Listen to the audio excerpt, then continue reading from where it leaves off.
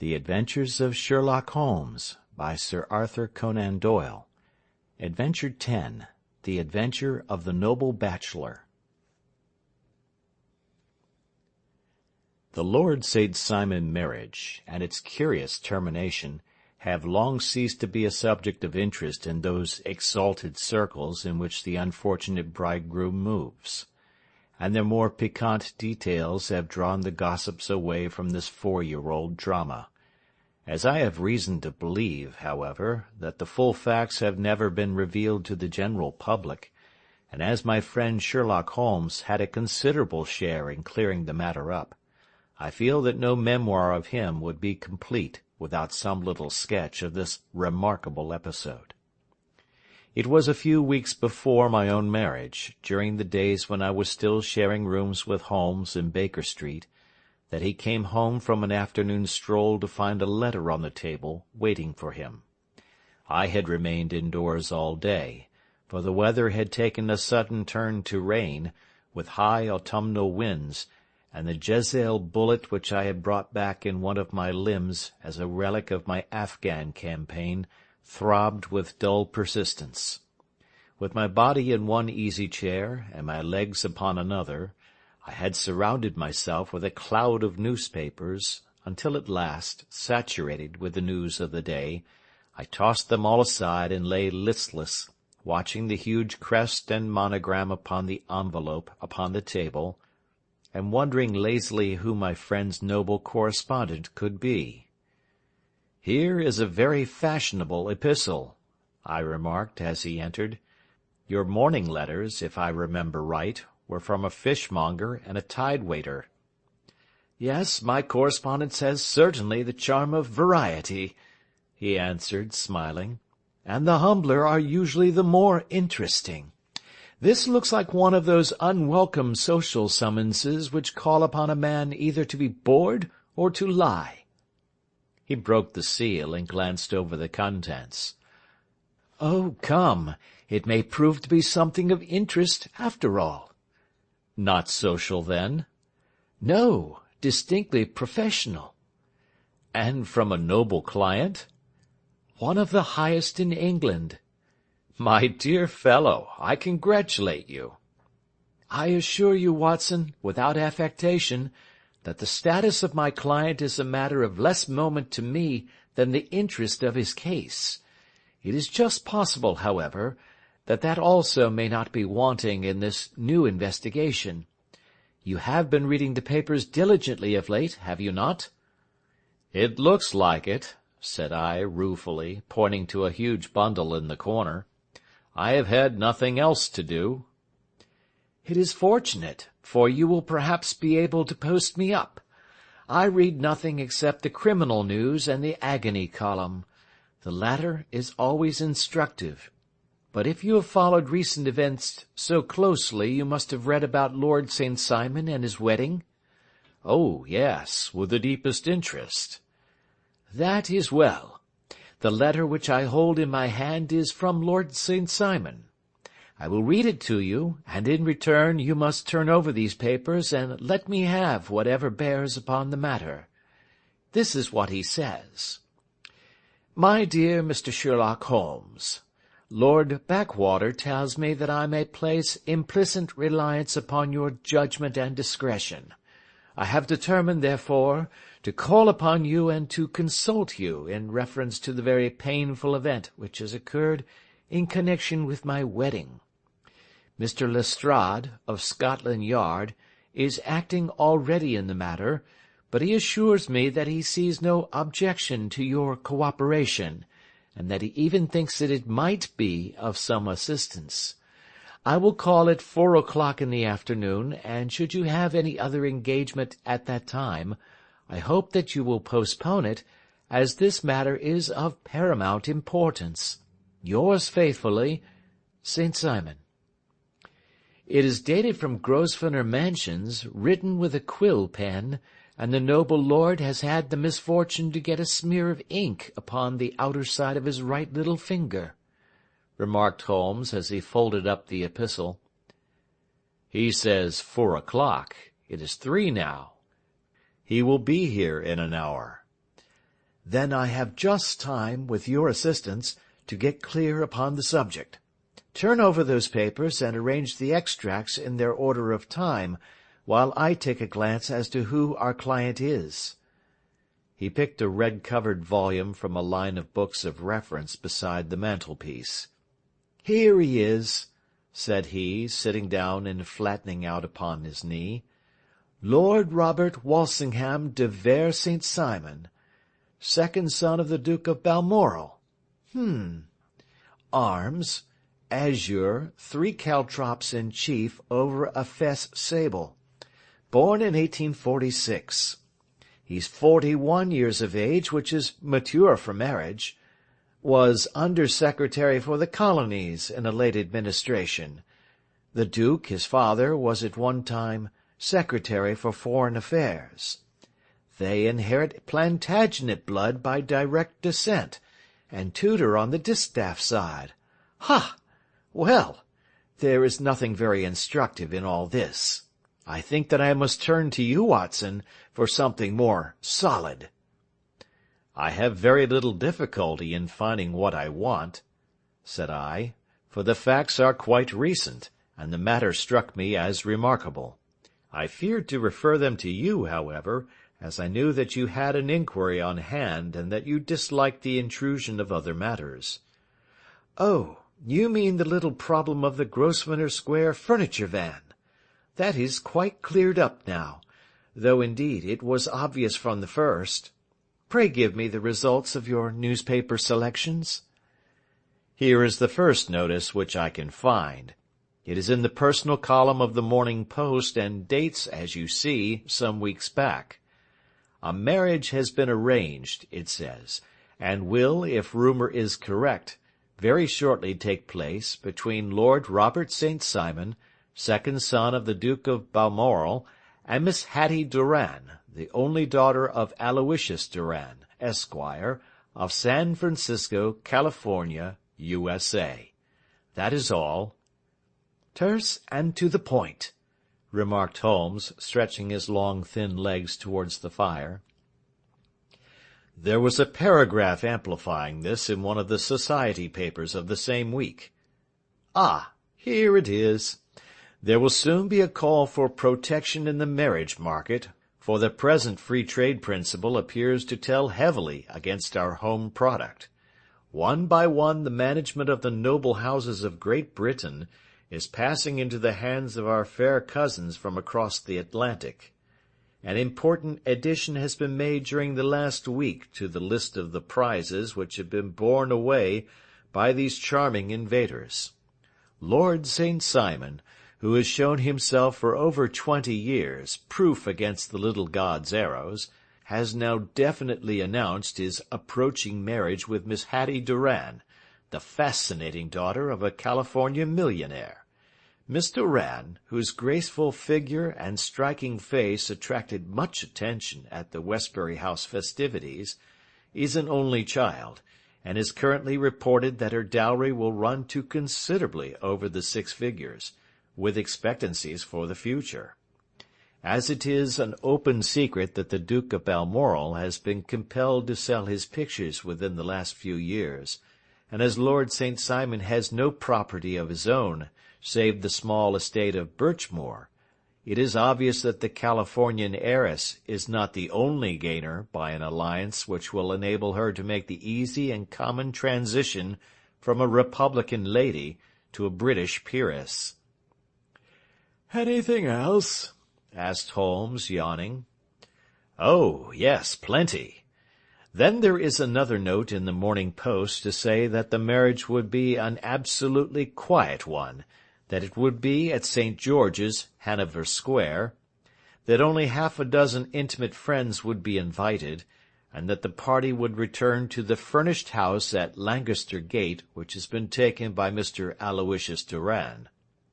2 days later, that is, on Wednesday last, there is a curt announcement that the wedding had taken place, and that the honeymoon would be passed at Lord Backwater's place, near Petersfield. Those are all the notices which appeared before the disappearance of the bride." "Before the what?" asked Holmes with a start. The vanishing of the lady. When did she vanish, then? At the wedding breakfast. Indeed. This is more interesting than it promised to be. Quite dramatic, in fact. Yes, it struck me as being a little out of the common. They often vanish before the ceremony, and occasionally during the honeymoon, but I cannot call to mind anything quite so prompt as this. Pray let me have the details. I warn you that they are very incomplete. Perhaps we might make them less so. Such as they are set forth in a single article of a morning paper of yesterday, which I will read to you. It is headed, "Singular Occurrence at a Fashionable Wedding." The family of Lord Robert St. Simon has been thrown into the greatest consternation by the strange and painful episodes which have taken place in connection with his wedding. The ceremony, as shortly announced in the papers of yesterday, occurred on the previous morning, but it is only now that it has been possible to confirm the strange rumors which have been so persistently floating about. In spite of the attempts of the friends to hush the matter up, so much public attention has now been drawn to it that no good purpose can be served by affecting to disregard what is a common subject for conversation. The ceremony, which was performed at St. George's, Hanover Square, was a very quiet one, no one being present save the father of the bride, Mr. Aloysius Doran, the Duchess of Balmoral, Lord Backwater, Lord Eustace and Lady Clara St. Simon, the younger brother and sister of the bridegroom, and Lady Alicia Whittington. The whole party proceeded afterwards to the house of Mr. Aloysius Doran at Lancaster Gate, where breakfast had been prepared. It appears that some little trouble was caused by a woman, whose name has not been ascertained, who endeavoured to force her way into the house after the bridal party, alleging that she had some claim upon Lord St. Simon. It was only after a painful and prolonged scene that she was ejected by the butler and the footman. The bride, who had fortunately entered the house before this unpleasant interruption, had sat down to breakfast with the rest, when she complained of a sudden indisposition and retired to her room. Her prolonged absence having caused some comment, her father followed her, but learned from her maid that she had only come up to her chamber for an instant, caught up an ulster and bonnet, and hurried down to the passage. One of the footmen declared that he had seen a lady leave the house thus apparelled, but had refused to credit that it was his mistress, believing her to be with the company.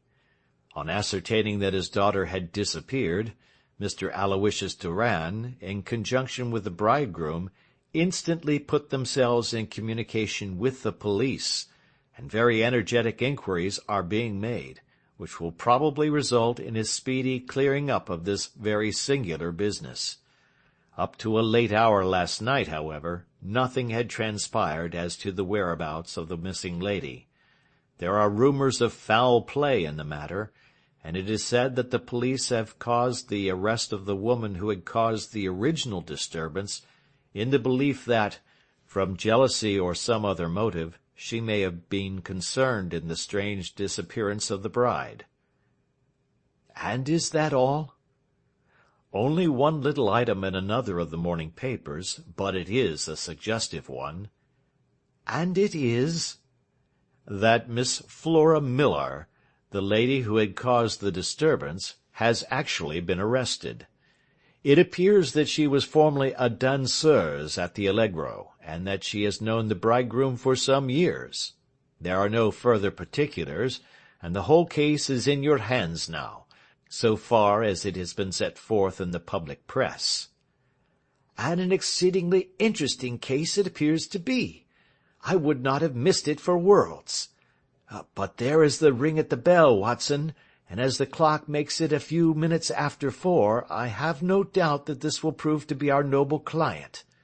Do not dream of going, Watson, for I very much prefer having a witness, if only as a check to my own memory. Lord Robert St. Simon, announced our page-boy, throwing open the door. A gentleman entered, with a pleasant, cultured face, high-nosed and pale, with something perhaps of petulance about the mouth, and with the steady, well-opened eye of a man whose pleasant lot it had ever been to command and to be obeyed. His manner was brisk, and yet his general appearance gave an undue impression of age, for he had a slight forward stoop and a little bend of the knees as he walked. His hair, too, as he swept off his very curly-brimmed hat, was grizzled round the edges and thin upon the top. As to his dress, it was careful to the verge of foppishness, with high collar, black frock-coat, white waistcoat, yellow gloves, patent leather shoes, and light-coloured gaiters. He advanced slowly into the room, turning his head from left to right, and swinging in his right hand the cord which held his golden eye-glasses. "Good day, Lord St. Simon," said Holmes, rising and bowing. "Pray take the basket-chair. This is my friend and colleague, Dr. Watson. Draw up a little to the fire, and we will talk this matter over." "A most painful matter to me, as you might most readily imagine, Mr. Holmes. I have been cut to the quick. I understand that you have already managed several delicate cases of this sort, sir, though I presume that they were hardly from the same class of society." "No, I am descending." "I beg pardon?" "My last client of the sort was a king." "Oh, really? I had no idea. And which king?" "The king of Scandinavia." "What? Had he lost his wife?" "You can understand," said Holmes suavely, "that I extend to the affairs of my other clients the same secrecy which I promise to you in yours." "Of course. Very right. Very right. I'm sure I beg pardon. As to my own case, I am ready to give you any information which may assist you in forming an opinion." "Thank you. I have already learned all that is in the public prints, nothing more. I presume that I may take it as correct, this article, for example, as to the disappearance of the bride?" Lord St. Simon glanced over it. "Yes, it is correct, as far as it goes." "But it needs a great deal of supplementing before anyone could offer an opinion. I think that I may arrive at my facts most directly by questioning you." "Pray do so." "When did you first meet Miss Hattie Doran?" "In San Francisco, a year ago." "You were travelling in the States?" "Yes." "Did you become engaged then?" "No." "But you were on a friendly footing." "I was amused by her society, and she could see that I was amused." "Her father is very rich?" "He is said to be the richest man on the Pacific slope." "And how did he make his money?" "In mining. He had nothing a few years ago. Then he struck gold, invested it, and came up by leaps and bounds." "Now, what is your own impression as to the young lady's, your wife's, character?"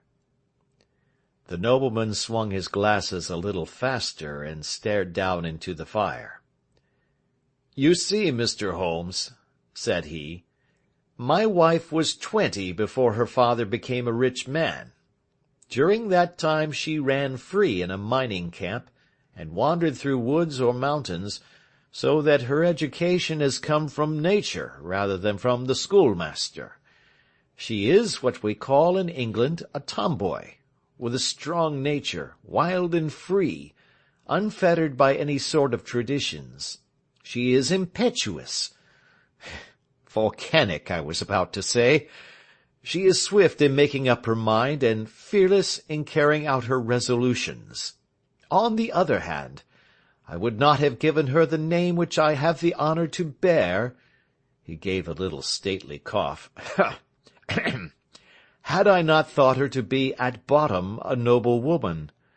I believe that she is capable of heroic self-sacrifice, and that anything dishonourable would be repugnant to her. Have you her photograph? I brought this with me. He opened a locket and showed us the full face of a very lovely woman. It was not a photograph, but an ivory miniature, and the artist had brought out the full effect of the lustrous black hair, the large dark eyes, and the exquisite mouth. Holmes gazed long and earnestly at it. Then he closed the locket and handed it back to Lord St. Simon. The young lady came to London, then, and you renewed your acquaintance? Yes, her father brought her over for this last London season. I met her several times, became engaged to her, and have now married her. She brought, I understand, a considerable dowry? A fair dowry, not more than is usual in my family. And this, of course, remains to you, since the marriage is a fait accompli? I really have made no inquiries on the subject. Very naturally not. Did you see Miss Doran on the day before the wedding? Yes. Was she in good spirits? Never better. She kept talking of what we should do in our future lives. Indeed, that is very interesting. And on the morning of the wedding? She was as bright as possible, at least until after the ceremony. And did you observe any change in her then? Well, to tell the truth, I saw then the first signs that I had ever seen, that her temper was just a little sharp. The incident, however, was too trivial to relate, and can have no possible bearing upon the case. Pray let us have it for all that. Oh, it is childish. She dropped her bouquet as we went towards the vestry. She was passing the front pew at the time, and it fell over into the pew. There was a moment's delay, but the gentleman in the pew handed it up to her again, and it did not appear to be the worse for the fall. Yet when I spoke to her of the matter, she answered me abruptly, and in the carriage on our way home she seemed absurdly agitated over this trifling cause. Indeed, you say that there was a gentleman in the pew. Some of the general public were present, then? Oh, yes, it is impossible to exclude them when the church is open. This gentleman was not one of your wife's friends? No, no, I call him a gentleman by courtesy, but he was quite a common-looking person. I hardly noticed his appearance, but really I think that we are wandering rather far from the point. Lady St. Simon, then, returned from the wedding in a less cheerful frame of mind than she had gone to it. What did she do on re-entering her father's house? I saw her in conversation with her maid. And who is her maid? Alice is her name. She is an American and came from California with her. A confidential servant? A little too much so. It seemed to me that her mistress allowed her to take great liberties. Still, of course, in America they look upon these things in a different way. How long did she speak to this Alice? Oh, a few minutes. I had something else to think of. You did not overhear what they said? Lady St. Simon said something about jumping a claim. She was accustomed to use slang of the kind. I have no idea what she meant. American slang is very expressive sometimes. And what did your wife do when she finished speaking to her maid? She walked into the breakfast-room. On your arm? No, alone. She was very independent in little matters like that. Then, after we had sat down for 10 minutes or so, she rose hurriedly, muttered some words of apology, and left the room. She never came back. But this maid, Alice, as I understand, deposes that she went to her room, covered her bride's dress with a long ulster, put on a bonnet, and went out." "Quite so. And she was afterwards seen walking into Hyde Park in company with Flora Millar, a woman who is now in custody, and who had already made a disturbance at Mr. Durand's house that morning." "Ah, yes. I should like a few particulars as to this young lady, and your relations to her." Lord St. Simon shrugged his shoulders and raised his eyebrows. "We have been on a friendly footing for some years. I may say on a very friendly footing.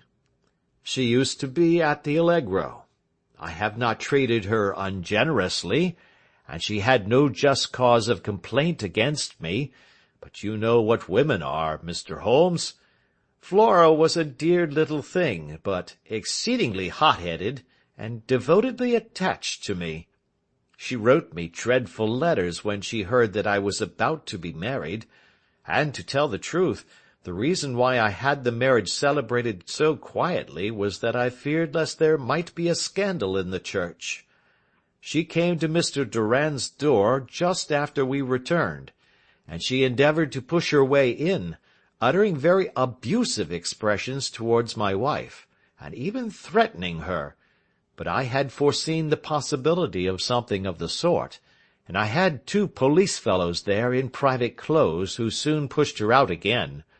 She was quiet when she saw that there was no good in making a row." "Did your wife hear all this?" "No, thank goodness, she did not." "And she was seen walking with this very woman afterwards?" "Yes, that is what Mr. Lestrade, of Scotland Yard, looks upon as so serious. It is thought that Flora decoyed my wife out and laid some terrible trap for her." "Well, it is a possible supposition." "You think so, too?" "I did not say a probable one. But you did not yourself look upon this as likely?" "I do not think Flora would hurt a fly." "Still, jealousy is a strange transformer of characters. Pray, what is your own theory as to what took place?" "Well, really, I came to seek a theory, not to propound one. I have given you all the facts. Since you ask me, however, I may say that it has occurred to me as possible that the excitement of this affair, the consciousness that she had made so immense a social stride, had the effect of causing some little nervous disturbance in my wife." "In short, that she had become suddenly deranged?"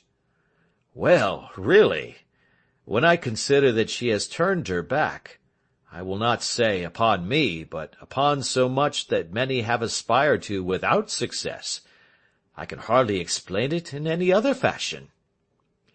"Well, certainly that is also a conceivable hypothesis," said Holmes, smiling. "And now, Lord St. Simon, I think that I have nearly all my data. May I ask whether you were seated at the breakfast table so that you could see out of the window?" "We could see the other side of the road and the park." "Quite so. Then I do not think that I need to detain you longer. I shall communicate with you." "Should you be fortunate enough to solve this problem," said our client, rising. "I have solved it." "Eh? What was that?" "I say that I have solved it." "Where, then, is my wife?" "That is a detail which I shall speedily supply." Lord St. Simon shook his head. "I am afraid that it will take wiser heads than yours or mine," he remarked, and bowing in a stately, old-fashioned manner, he departed. "It is very good of Lord St. Simon to honour my head by putting it on a level with his own," said Sherlock Holmes, laughing.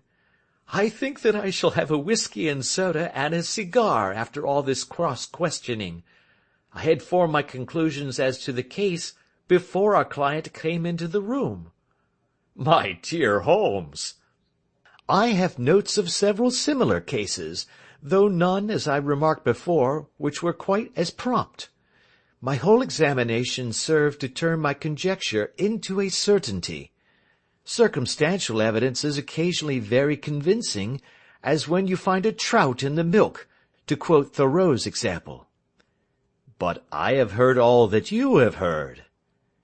Without, however, the knowledge of pre-existing cases which serves me so well. There was a parallel instance in Aberdeen some years back, and something on very much the same lines at Munich the year after the Franco-Prussian War. It is one of these cases. Ah, but hello, here is Lestrade. Good afternoon, Lestrade. You will find an extra tumbler upon the sideboard, and there are cigars in the box. The official detective was attired in a pea-jacket and cravat, which gave him a decidedly nautical appearance, and he carried a black canvas bag in his hand. With a short greeting he seated himself and lit the cigar which had been offered to him. "What's up, then?" asked Holmes, with a twinkle in his eye. "You look dissatisfied." "And I feel dissatisfied. It is this infernal St. Simon marriage case. I can make neither head nor tail of the business." "Really, you surprise me." "Who ever heard of such a mixed affair? Every clue seems to slip through my fingers. I have been at work upon it all day." "And very wet it seems to have made you," said Holmes, laying his hand upon the arm of the pea-jacket. "Yes, I have been dragging the Serpentine." "In heaven's name, what for?" "In search of the body of Lady St. Simon." Sherlock Holmes leaned back in his chair and laughed heartily. "Have you dragged the basin of Trafalgar Square fountain?" he asked. "Why, what do you mean?" "Because you have just as good a chance of finding this lady in the one as in the other." Lestrade shot an angry glance at my companion. "I suppose you know all about it," he snarled. "Well, I have only just heard the facts, but my mind is made up." "Oh, indeed. Then you think that the Serpentine plays no part in the matter?" "I think it very unlikely." "Then perhaps you will kindly explain how it is that we found this in it?" He opened his bag as he spoke, and tumbled on to the floor a wedding dress of watered silk, a pair of white satin shoes, and a bride's wreath and veil, all discolored and soaked in water. "There," said he, putting a new wedding ring upon the top of the pile. "There is a little nut for you to crack, Master Holmes." "Oh, indeed," said my friend, blowing blue rings into the air. "You dragged them from the Serpentine?" "No, they were found floating near the margin by a park-keeper. They have been identified as her clothes, and it seemed to me that if the clothes were there, the body would not be far off." "By the same brilliant reasoning, every man's body is to be found in the neighborhood of his wardrobe. And, pray, what did you hope to arrive at through this?" "At some evidence implicating Flora Millar in the disappearance." "I'm afraid that you will find it difficult." "Are you indeed, now?" cried Lestrade with some bitterness. "I am afraid, Holmes, that you are not very practical with your deductions and your inferences. You have made 2 blunders in as many minutes. This dress does implicate Miss Flora Millar." "And how?" "In the dress is a pocket. In the pocket is a card case. In the card case is a note. And here is the very note." He slapped it down upon the table in front of him. "Listen to this. 'You will see me when all is ready. Come at once. F.H.M.'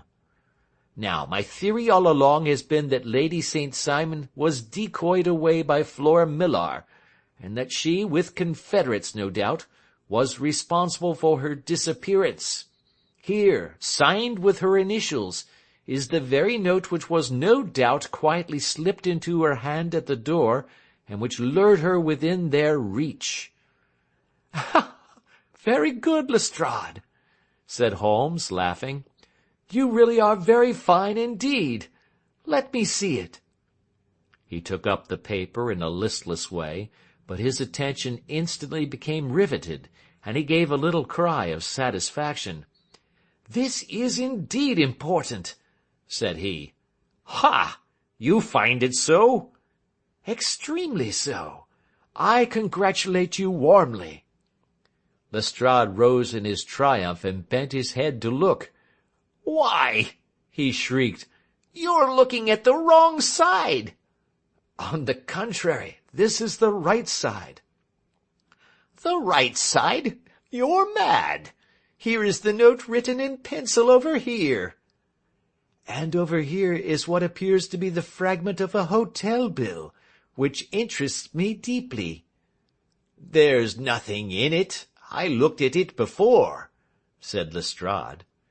"October 4th, rooms 8 shillings, breakfast 2 shillings 6 pence, cocktail 1 shilling, lunch 2 shillings 6 pence, glass sherry 8 pence.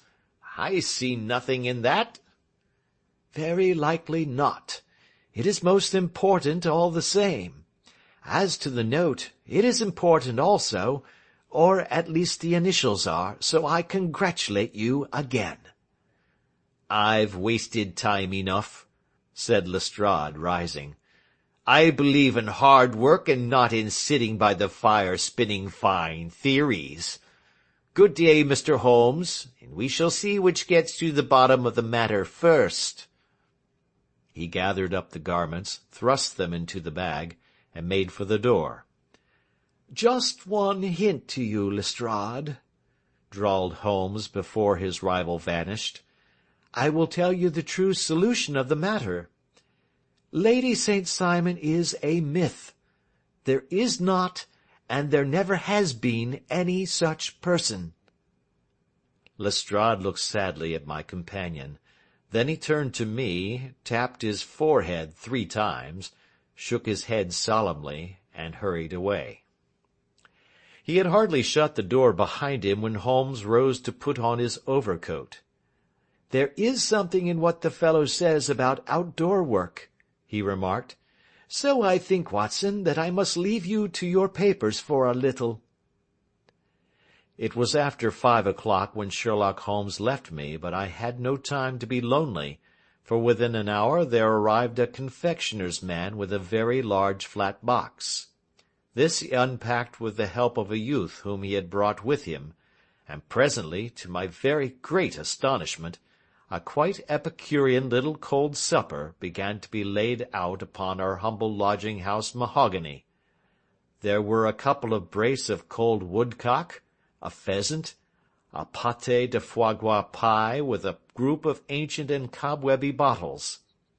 Having laid out all these luxuries, my 2 visitors vanished away, like the genii of the Arabian Nights, with no explanation save that the things had been paid for, and were ordered to this address. Just before 9 o'clock, Sherlock Holmes stepped briskly into the room. His features were gravely set, but there was a light in his eye which made me think that he had not been disappointed in his conclusions. "They have laid the supper, then," he said, rubbing his hands. "You seem to expect company. They have laid for 5. "Yes, I fancy we may have some company dropping in," said he. "I am surprised that Lord St. Simon has not already arrived. Ha! I fancy that I hear his step now upon the stairs." It was indeed our visitor of the afternoon who came bustling in, dangling his glasses more vigorously than ever, and with a very perturbed expression upon his aristocratic features. "My messenger reached you, then?" asked Holmes. "Yes, and I confess that the contents startled me beyond measure. Have you good authority for what you say?" "The best possible." Lord St. Simon sank into a chair, and passed his hand over his forehead. "What will the Duke say?" he murmured. when he hears that one of the family has been subjected to such humiliation?" "It is the purest accident. I cannot allow that there is any humiliation." "Ah, you look on these things from another standpoint." "I fail to see that anyone is to blame. I can hardly see how the lady could have acted otherwise, though her abrupt method of doing it was undoubtedly to be regretted. Having no mother, she had no one to advise her at such a crisis." "It was a slight, sir, a public slight," said Lord St. Simon, tapping his fingers upon the table. "You must make allowance for this poor girl, placed in so unprecedented a position." "I will make no allowance. I am very angry indeed, and I have been shamefully used." "I think that I heard a ring," said Holmes. "Yes, there are steps on the landing. If I cannot persuade you to take a lenient view of the matter, Lord St. Simon, I have brought an advocate here who may be more successful."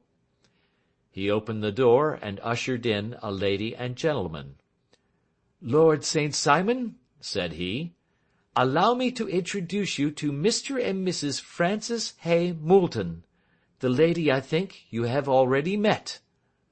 At the sight of these newcomers, our client had sprung from his seat and stood very erect, with his eyes cast down and his hand thrust into the breast of his frock-coat, a picture of offended dignity. The lady had taken a quick step forward and had held out her hand to him, but he still refused to raise his eyes. It was as well for his resolution, perhaps, for her pleading face was one which it was hard to resist. "You're angry, Robert," said she. "Well, I guess you have every cause to be." "Pray make no apology to me," said Lord St. Simon bitterly. "Oh, yes, I know that I have treated you real bad and that I should have spoken to you before I went, but I was kind of rattled, and from the time when I saw Frank here again, I just didn't know what I was doing or saying. I only wonder I didn't fall down and do a faint right there before the altar. Perhaps, Mrs. Moulton, you would like my friend and me to leave the room while you explain this matter?" "If I may give an opinion," remarked the strange gentleman, "we've just had a little too much secrecy over this business already. For my part, I should like all Europe and America to hear the rights of it." He was a small, wiry, sunburnt man, clean-shaven, with a sharp face and alert manner. "Then I'll tell our story right away," said the lady. "Frank here and I met in '84, in McQuire's camp near the Rockies, where Pa was working a claim. We were engaged to each other, Frank and I, but then one day Father struck a rich pocket and made a pile, while poor Frank here had a claim that petered out and came to nothing. The richer Pa grew, the poorer was Frank, so at last Pa wouldn't hear of our engagement lasting any longer, and he took me away to Frisco. Frank wouldn't throw up his hand, though, so he followed me there, and he saw me without Pa knowing anything about it. It would only have made him mad to know, so we just fixed it all up for ourselves. Frank said that he would go and make his pile too, and never come back to claim me until he had as much as Pa. So then I promised to wait for him to the end of time, and pledged myself not to marry anyone else while he lived. 'Why shouldn't we be married right away, then?' said he, 'and then I will feel sure of you, and I won't claim to be your husband until I come back.'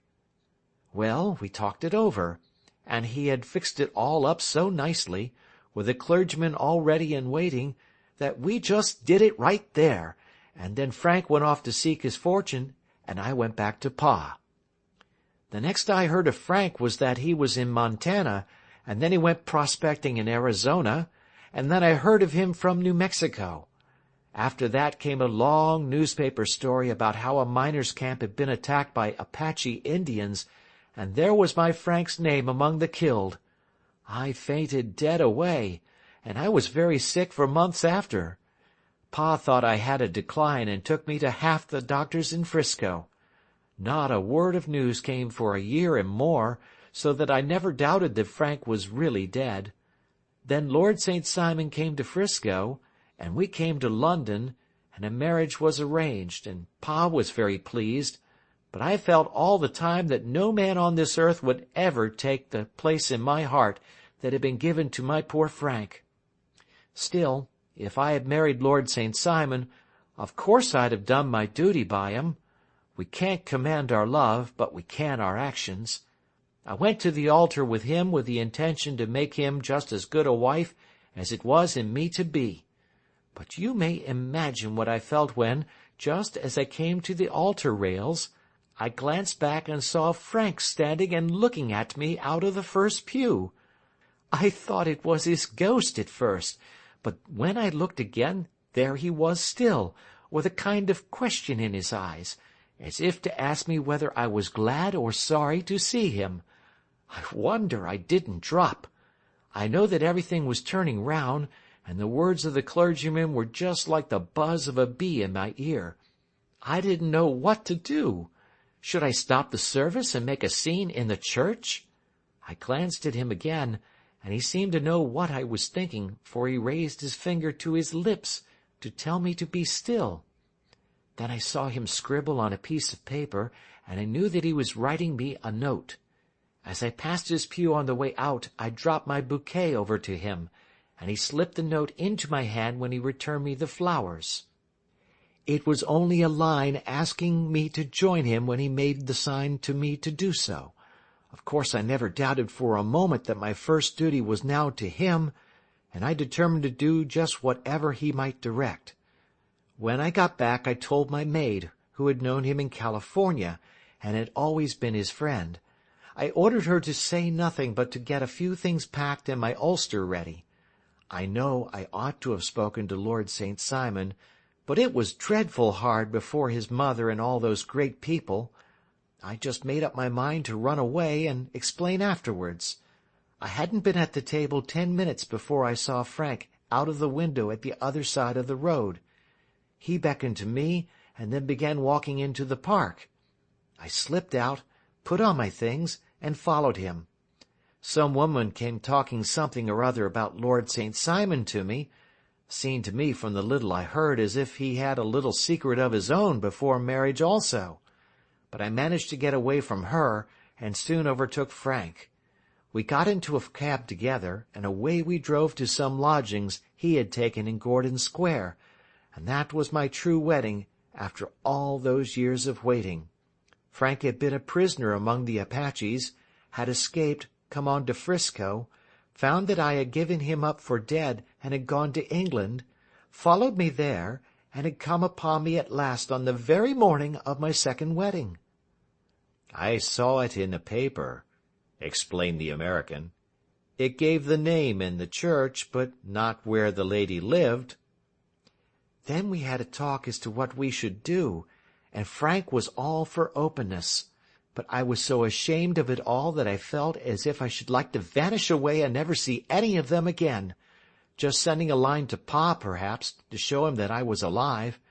It was awful to me to think of all those lords and ladies sitting round that breakfast table and waiting for me to come back. So Frank took my wedding clothes and things and made a bundle of them, so that I should not be traced, and dropped them away somewhere where no one could find them. It is likely that we should have gone on to Paris tomorrow, only that this good gentleman, Mr. Holmes, came round to us this evening, though how he found us is more than I can think, and he showed us very clearly and kindly that I was wrong and that Frank was right, and that we should be putting ourselves in the wrong if we were so secret. Then he offered to give us a chance of talking to Lord St. Simon alone, and so we came right away round to his rooms at once. Now, Robert, you have heard it all, and I am very sorry if I have given you pain, and I hope that you do not think very meanly of me." Lord St. Simon had by no means relaxed his rigid attitude, but had listened with a frowning brow and a compressed lip to this long narrative. "Excuse me," he said, "but it is not my custom to discuss my most intimate personal affairs in this public manner." Then you won't forgive me? You won't shake hands before I go? Oh, certainly, if it would give you any pleasure. He put out his hand and coldly grasped that which she extended to him. I had hoped, suggested Holmes, that you would have joined us in a friendly supper. I think that there you ask a little too much, responded his lordship. I may be forced to acquiesce in these recent developments, but I can hardly be expected to make merry over them. I think that with your permission I will now wish you all a very good night. He included us all in a sweeping bow, and stalked out of the room. Then I trust that you at least will honor me with your company, said Sherlock Holmes. It is always a joy to meet an American, Mr. Moulton, for I am one of those who believe that the folly of a monarch and the blundering of a minister in far-gone years will not prevent our children from being some day citizens of the same world-wide country, under a flag which shall be a quartering of the Union Jack with the stars and stripes. The case has been an interesting one, remarked Holmes when our visitors had left us, because it serves to show very clearly how simple the explanation may be of an affair which at first sight seems to be almost inexplicable. Nothing could be more natural than the sequence of events as narrated by this lady, and nothing stranger than the result when viewed, for instance, by Mr. Lestrade of Scotland Yard. You were not yourself at fault at all, then? From the first, two facts were very obvious to me. The one, that the lady had been quite willing to undergo the wedding ceremony. The other, that she had repented of it within a few minutes of returning home. Obviously something had occurred during the morning, then, to cause her to change her mind. What could that something be? She could not have spoken to anyone when she was out, for she had been in the company of the bridegroom. Had she seen someone, then? If she had, it must be someone from America, because she had spent so short a time in this country that she could hardly have allowed anyone to acquire so deep an influence over her that the mere sight of him would induce her to change her plans so completely. You see, we have already arrived, by a process of exclusion, at the idea that she might have seen an American. Then who could this American be, and why should he possess so much influence over her? It might be a lover. It might be a husband. Her young womanhood had, I knew, been spent in rough scenes and under strange conditions. So far I had got before I ever heard Lord St. Simon's narrative. When he told us of a man in a pew, of the change in the bride's manner, of so transparent a device for obtaining a note as the dropping of a bouquet, of her resort to her confidential maid, and of her very significant allusion to claim-jumping, which in miners' parlance means taking possession of that which another person has a prior claim to, the whole situation became absolutely clear. She had gone off with a man, and the man was either a lover or a previous husband, the chances being in favour of the latter. And how in the world did you find them? It might have been difficult, but friend Lestrade held information in his hands the value of which he did not himself know. The initials were, of course, of the highest importance, but more valuable still was it to know that within a week he had settled his bill at one of the most select London hotels. How did you deduce the select? By the select prices. 8 shillings for a bed and 8 pence for a glass of sherry pointed to one of the most expensive hotels. There are not many in London which charge at that rate. In the second one which I visited in Northumberland Avenue, I learned by an inspection of the book that Francis H. Moulton, an American gentleman, had left only the day before, and on looking over the entries against him, I came upon the very items which I had seen in the duplicate bill. His letters were to be forwarded to 226 Gordon Square, so thither I travelled, and being fortunate enough to find the loving couple at home, I ventured to give them some paternal advice, and to point out to them that it would be better in every way that they should make their position a little clearer both to the general public and to Lord St. Simon in particular. I invited them to meet him here, and, as you see, I made him keep the appointment." "But with no very good result," I remarked. "His conduct was certainly not very gracious." "Ah, Watson," said Holmes, smiling, "perhaps you would not be very gracious either, if, after all the trouble of wooing and wedding, you found yourself deprived in an instant of wife and of fortune.